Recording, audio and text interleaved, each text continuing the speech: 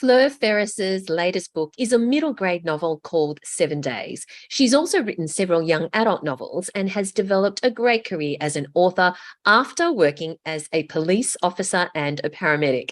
We're so thrilled for Fleur's success because many years ago, before she was published, she did courses at the Australian Writers Centre, and then her debut novel, Risk, was published by Penguin Random House. Let's have a chat with Fleur Ferris. Thank you so much for joining us today. I'm so thrilled about your latest book, 7 Days. Thank you. Thank you for having me. Now, there's so much I want to talk to you about because the last time we spoke to you was actually a very long time ago. It was back in episode 122 when you were still a relatively new author, but now you've carved out this fantastic career as an author and you've written so many books. So I would love to talk to you about your author career. But before we do that, can you tell us what is 7 Days about? 7 Days is an action adventure story for children, 10 plus. It's a story where a city kid gets sent to the country to stay at his cousin's house in the school holidays. He doesn't want to go to this house at all. He doesn't want to stay in the country. He had plans to spend the holidays with his father. He finds a journal, and that's where the story kicks off. It's his great-grandfather's journal, who was shot 100 years ago and died in a paddock. And that sparks off this great big investigation and huge adventure story, which I can't really delve into too much because it will spoil the story. No worries. People should get their hands on a copy. So what age group is this for? So 10 plus, this one.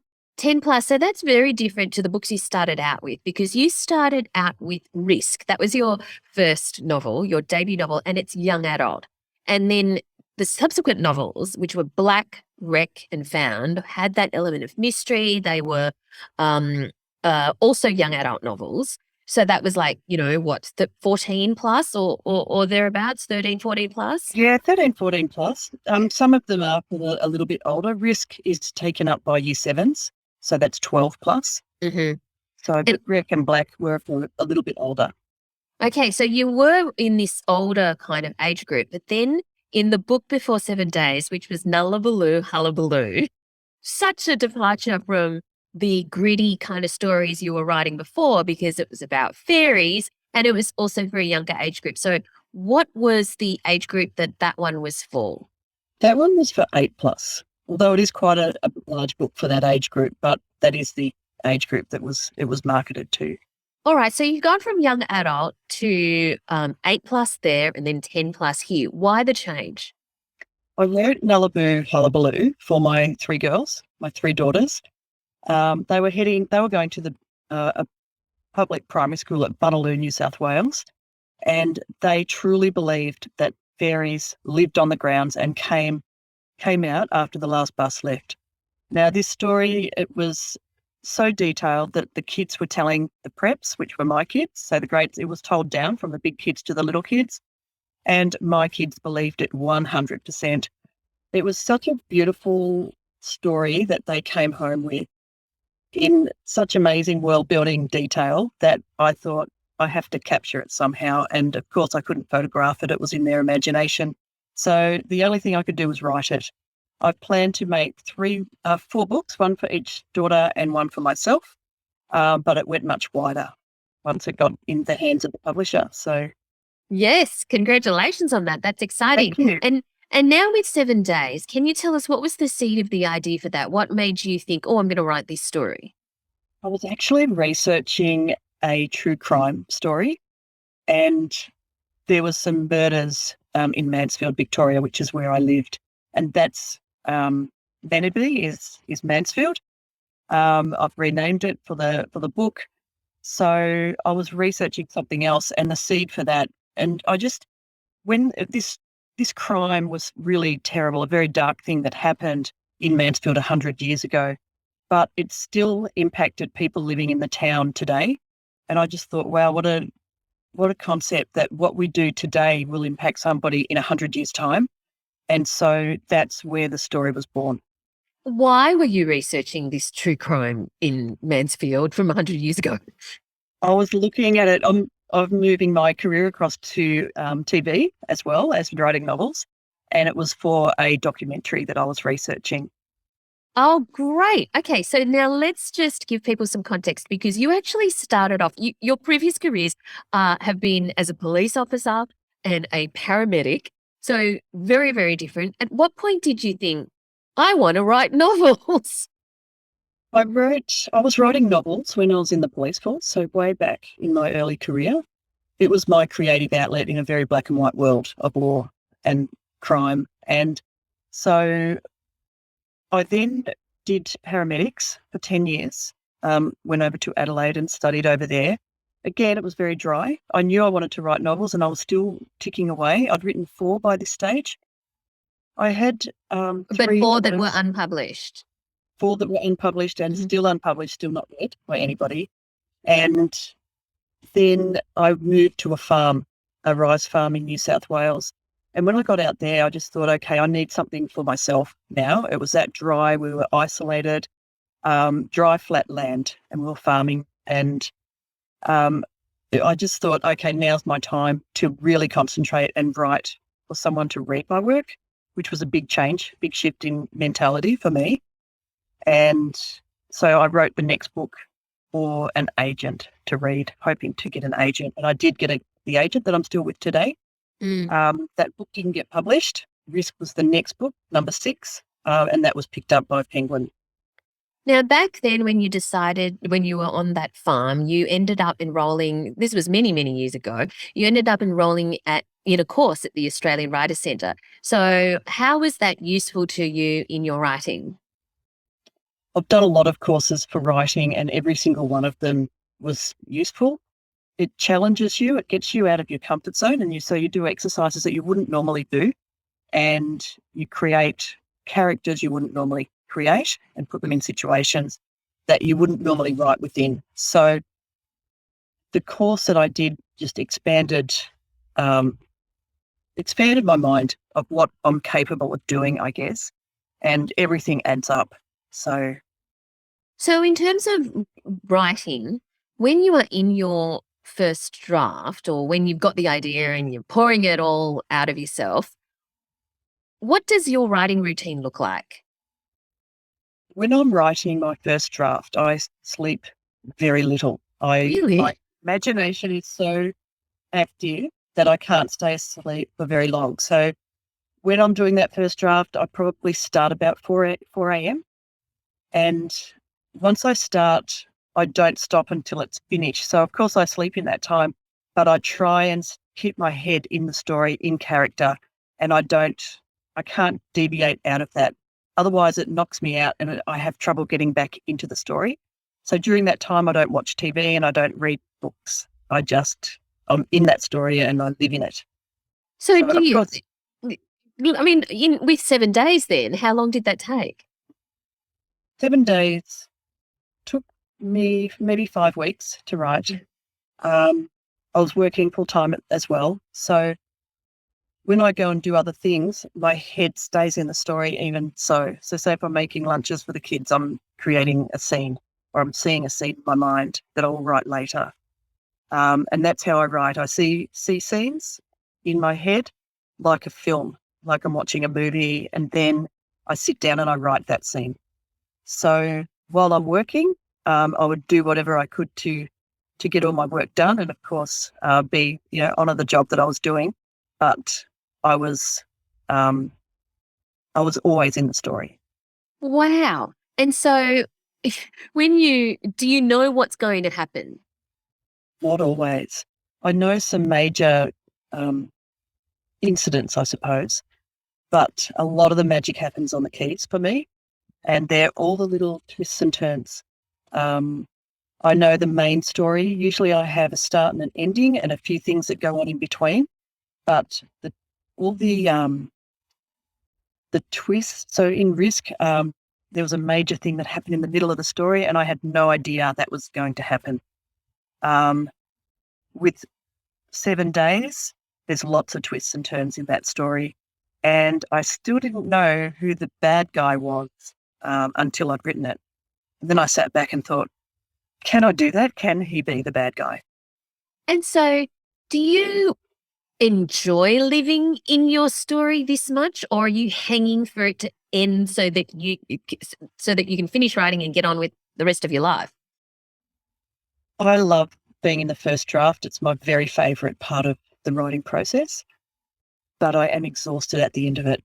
So I put everything into it. I'm an emotional writer, so I pour my emotion onto the page, and yeah, so I am spent when I'm done. And 7 days wasn't as bad as some of my YAs that I've written that were very intense, and some of it was very sad. It was quite confronting to go to these places. You've got to draw it from somewhere. So, but this one, it was a lot of fun to write. There was a lot of action. It took me back to my childhood because there was motorbike riding, there was abseiling, there were zoos and there were animals and lots of things in that story that I drew on adventures that a friend of mine who I dedicated the book to, that we got up to when we were young.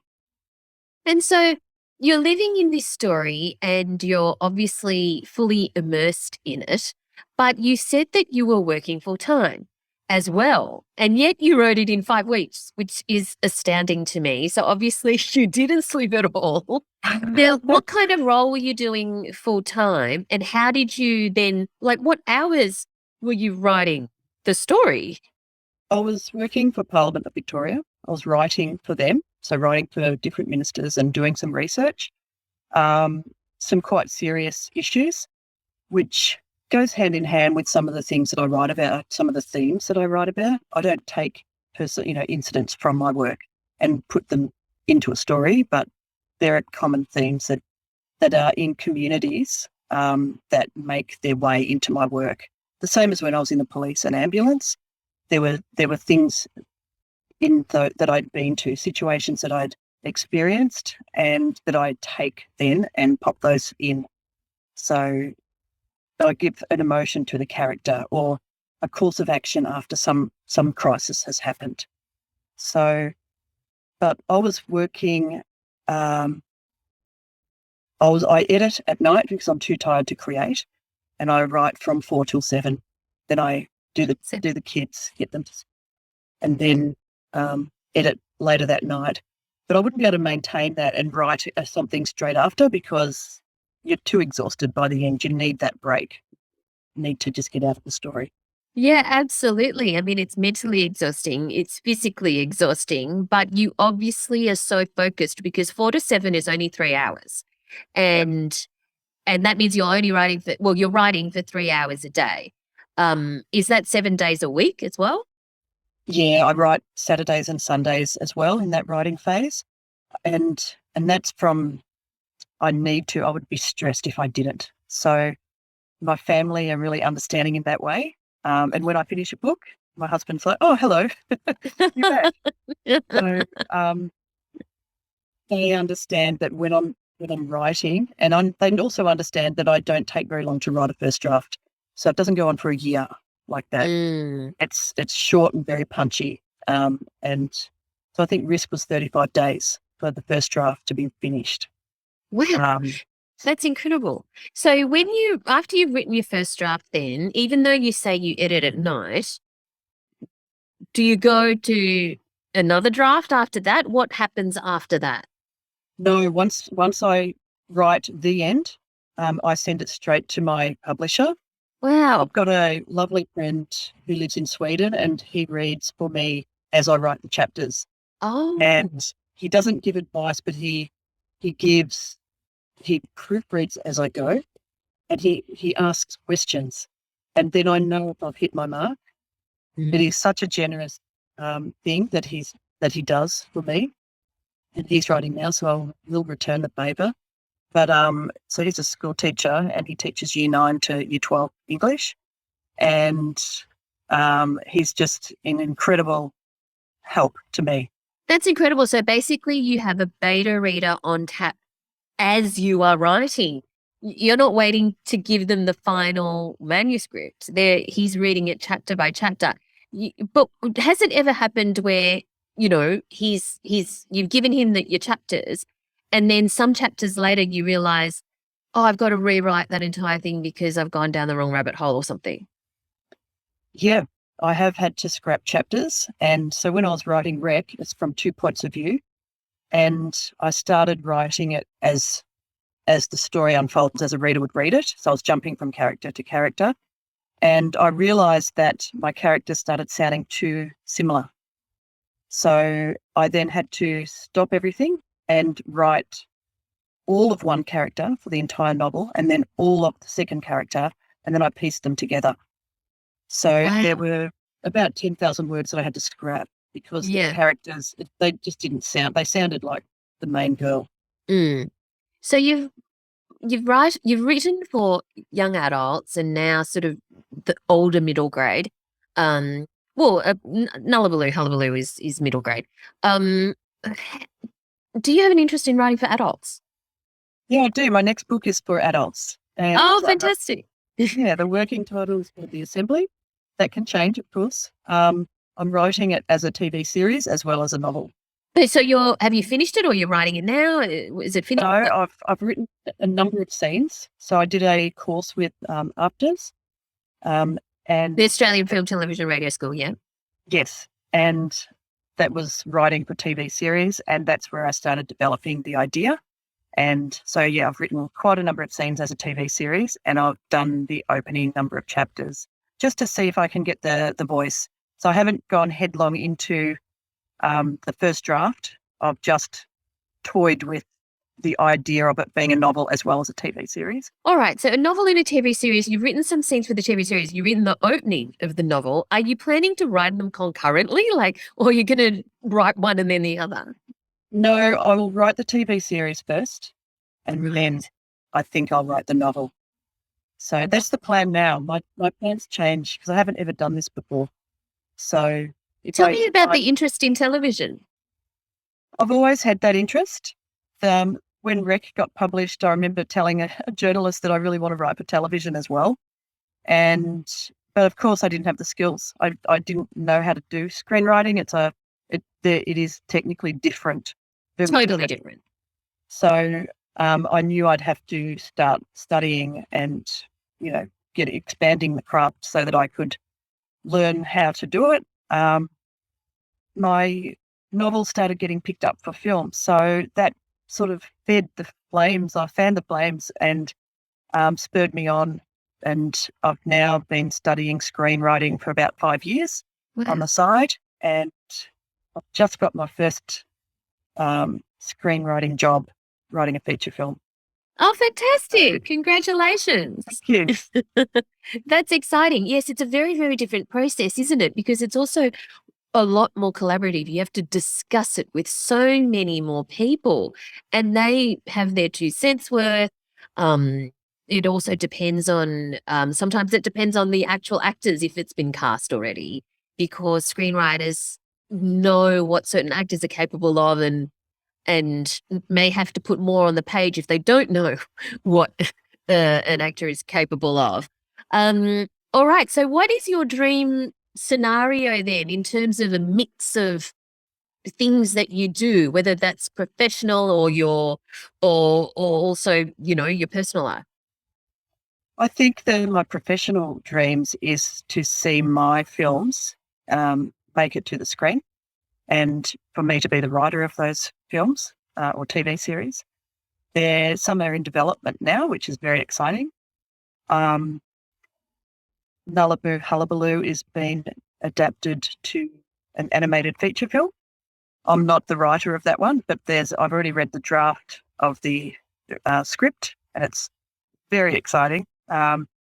So I can't wait to see what that looks like. I've seen some of the drawings and illustrations, some basic animation that they're developing. So everything's moving along. It's completely without me. I'm just getting information sent back to me. So, but it's just fantastic. And you're right, it is a huge collaboration and you have to let go of what you see because what they're producing is actually very different to what was in my mind. And I just think, okay, well, that's fine. The book was mine. The film is theirs. And I just feel so privileged to be on this journey where they're using my work to create something something again. So, and it started in the mind of my kids, and I just think that's really special. Yeah, absolutely. All right. So you're going to be writing this TV series. Is that, and straight after that you are gonna, well, maybe straight after that you'll write the novel version. Yes. Yep. Have you already thought about, because that's a story that's already in your head. Have Yep. you already thought of the novel after that? The novel after I finish this one, Mm. there is an idea that I have, which goes back to my YA, but writing something for the adult audience. So it's the sequel to Found. So she starts it's 10 years later, and it starts with her in America. She gets a phone call, something very bad has happened to her friends in Australia, and she comes back. So I have a lot of that in my mind already, ready to go. And it actually draws on some characters from my other novels. So I would love to bring some of them together into a different story and just see how that goes. But that would also be for an adult audience, but it would also be for the fans of my work because they would have grown up now and they would be an adult reader now. So, And now that you are writing it for an adult audience, well, the next thing is going to be for an adult audience.